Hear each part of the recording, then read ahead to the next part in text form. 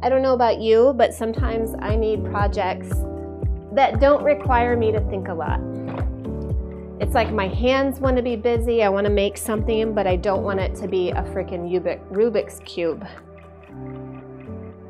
So I did this.